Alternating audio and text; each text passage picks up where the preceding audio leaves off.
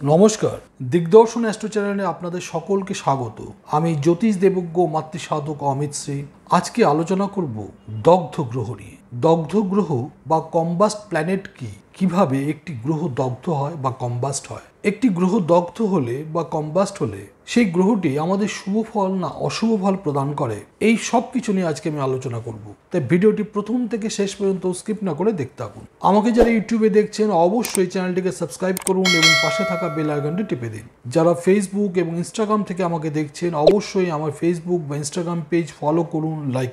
যারা বৃহৎ কুষ্টি করাতে চাইছেন অর্থাৎ লাইফ টাইম প্রেডিকশন চাইছেন, অথবা যারা 5 বছর 10 বছর 20 বছর বা 30 বছরের ইয়ারলি প্রেডিকশন চাইছেন, তাদের জন্য এক খুশির খবর। আপনারা এখন থেকে আমাদের কাছে পেয়ে যাবেন পার্সোনালাইজড হরোস্কোপ। আপনার জন্ম তারিখ, সময় ও স্থানের ভিত্তিতে আপনার নিজস্ব হরোস্কোপ, যা আপনারা পিডিএফ ফরম্যাটে অথবা কালার প্রিন্ট কপি অর্থাৎ হার্ড কপির মাধ্যমে পেয়ে যেতে পারেন। আপনারা আপনাদের প্রয়োজন মতো 8697190840 এই নম্বরে ফোন করে অর্ডার দিতে পারবেন। ফিরে এলাম মূল আলোচনায়। আমি জ্যোতিষ দেবজ্ঞ মাতৃসাধক অমিত শ্রী।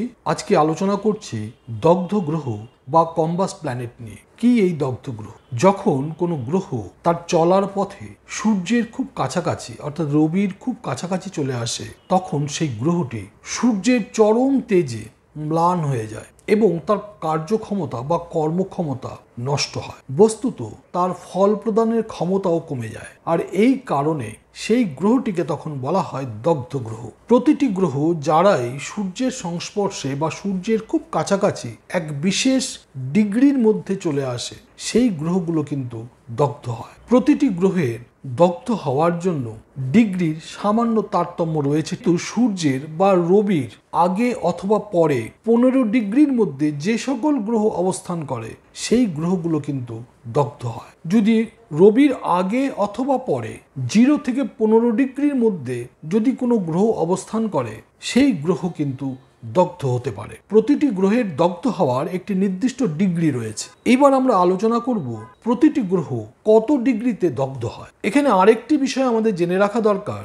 মার্গী অবস্থায় কোনো গ্রহ যেই ডিগ্রিতে দগ্ধ হয়, বক্রী অবস্থায় সেই ডিগ্রির সামান্য তারতম্য হতে পারে। একটি গ্রহ তখনই দগ্ধ হবে যখন সেই গ্রহ সূর্য থেকে একটি নির্দিষ্ট ডিগ্রিতে থাকবে। প্রথমেই বলবো চন্দ্রের কথা। চন্দ্র রবির আগে অথবা পরে 12 ডিগ্রির মধ্যে দগ্ধ হয়। মঙ্গল আগে অথবা পরে 17 ডিগ্রির মধ্যে দগ্ধ হয়। বুধ মার্গী অবস্থায় আগে অথবা পরে 14 ডিগ্রির মধ্যে দগ্ধ হয়। আবার বক্রী অবস্থায় 12 ডিগ্রির মধ্যে দগ্ধ হয়। বৃহস্পতি 11 ডিগ্রির মধ্যে দগ্ধ হয়। শুক্র মার্গী অবস্থায় 10 ডিগ্রির মধ্যে দগ্ধ হয় এবং বক্রী অবস্থায় 8 ডিগ্রির মধ্যে দগ্ধ হয়। শনি আগে অথবা পরে 15 ডিগ্রির মধ্যে দগ্ধ হয়। যখন কোনো গ্রহ দগ্ধ হয়, তখন সেই গ্রহটি তার স্বাভাবিক যে সত্তা, সেই সত্তা হারিয়ে ফেলে, যার ফলে সে ফল প্রদান করতে পারে না।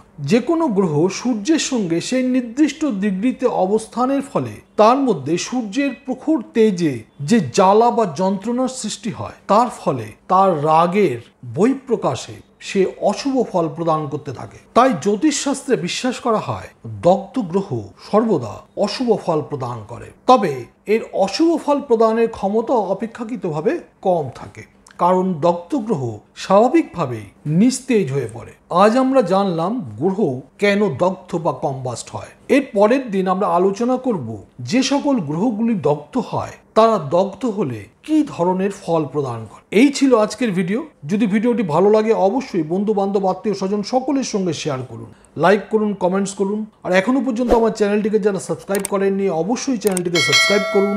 ফেসবুক এবং ইনস্টাগ্রাম পেজ ফলো করুন, লাইক করুন। ভালো থাকবেন, সুস্থ থাকবেন। আবার দেখা হবে পরবর্তী ভিডিওতে। নমস্কার।